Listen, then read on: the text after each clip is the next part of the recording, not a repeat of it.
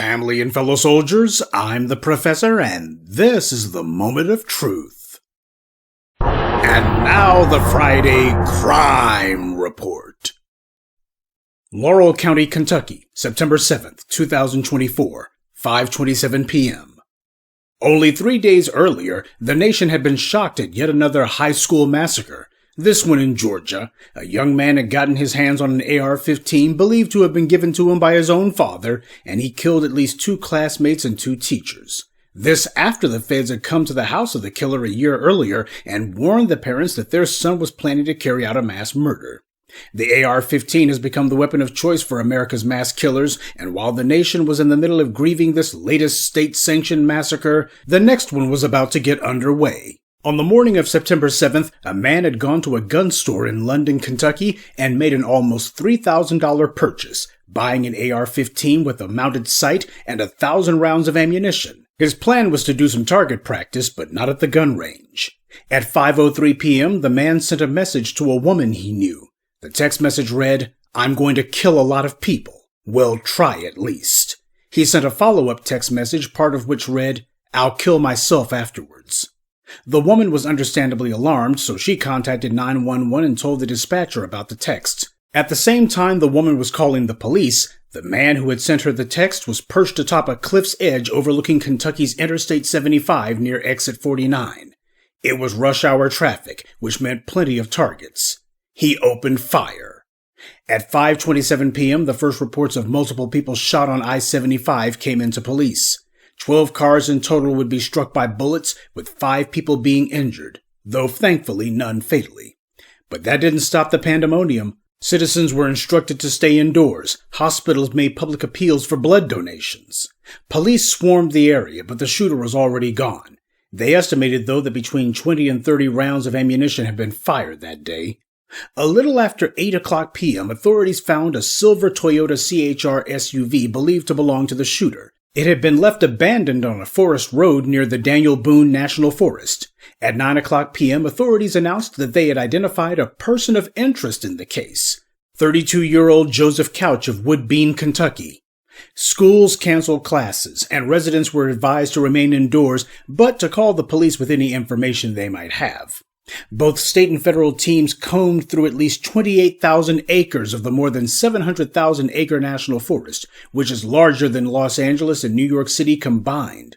Police announced a $5,000 reward for information leading to an arrest, a pitiful amount. Seems these suburban psychos carry out these mass shootings so often now that the cops no longer consider it to be a big deal. But as we'll see later on, if they had increased the amount a lot sooner, they probably would have caught this guy a lot earlier. The manhunt that ensued was massive. The reward began to grow slowly as an unnamed private citizen gave $10,000 here and another unnamed private citizen gave another $10,000. The cops contributed a little bit more to the amount, so the reward eventually grew to $35,000. Again, not big money, especially for a crime like this. Now, of course, one can only speculate, but perhaps the police's lack of real keen interest in this case is why hours turned into days, which eventually turned into almost 2 weeks. On the afternoon of Wednesday, September 18th, the manhunt came to an end, but not in the way that the police or white media thought. Where the police and federal search teams failed, a couple of YouTubers succeeded. Fred and Sheila McCoy set out to get the $35,000 reward by finding the elusive mass shooter and live streaming their hunt for him. Hey, some folks will do anything to get views, I guess. The man they were looking for was armed and dangerous, and the area they were searching was colossal.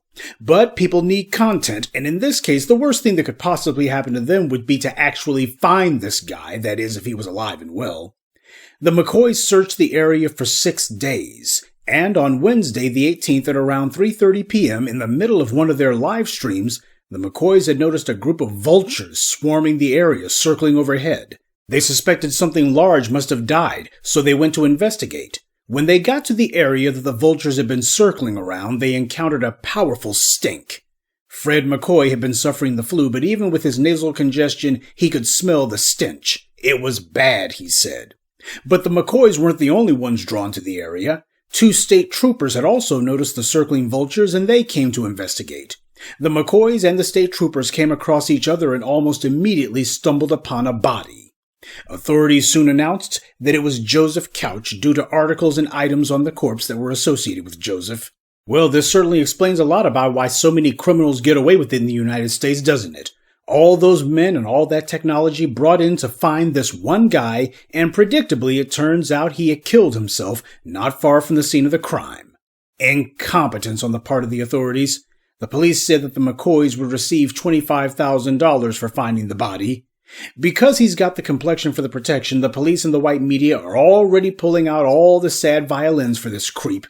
They're saying that this guy was in the Army Reserve and that he suffered from post-traumatic stress disorder. Well, we can count the seconds now until they bring out people to say that he was a pillar of the community, everybody liked him, he was a businessman, or hard-working or whatever. It seems there's no mass murder or mass shooting heinous enough to stop the white media from pulling out their color-coded commentary and giving the sympathy routine for the devil. And this is why these crimes in particular keep happening, because the white media keeps glorifying these degenerates as being some kind of dark geniuses on the one hand, or, at worst, being decent citizens who suffered mental problems at best. You can be one of these privileged murderers and get away with it. Even if you want to claim that these are not sanctioned crimes, they're certainly not frowned upon by this society, because it depends on who does it. And just like they arrested Colton Gray alive, this guy also would have been brought in alive if he had chosen not to off himself. The police have tried to make it seem like this is some great social victory that they've scored with this guy being dead, and that everyone's safe now and it's all going to be peace and quiet from now on, but we all know that's not true. This society has a sick habit of sending mixed signals about certain types of crimes, but it's clear enough how to separate the signal from the noise. This guy gets treated like the rest of these mass killers and mass shooters. The white media humanizes him. They don't describe him as the mad dog killer. He's a tortured soul, simply misunderstood. And as for his victims, well, they get buried, figuratively if not literally. It's no coincidence at all that this happened when it did, right after the Georgia school massacre, because this is a cultural disease playing itself out. The moral contradictions of how this society views gun crimes and who commits them is at the very heart of the matter. Now, we hear from the white right all the time that racial profiling is a just and proper response to crimes. It's the right thing to do. Identify what the common characteristics are of the perpetrators. What do they have in common demographically? And then focus law enforcement on those characteristics. And if the groups who are being profiled don't like it, well, they just need to stop committing those offenses. That's what the white right demands for terrorism, unless it's the U.S. or its allies doing that. They demand it for illegal immigration, unless it's Europeans sneaking in illegally. They demand it for drugs, unless it's meth. And even when it's shown that black people are not the primary possessors of marijuana, the Michael Bloomberg still defends singling out black citizens to be stopped and frisked anyway. We have to be willing to surrender our civil rights in the name of public safety, right? And yet when it comes to mass shootings, suddenly racial profiling is not mentioned at all. The white right's not gung-ho about it. In fact, they won't even talk about it.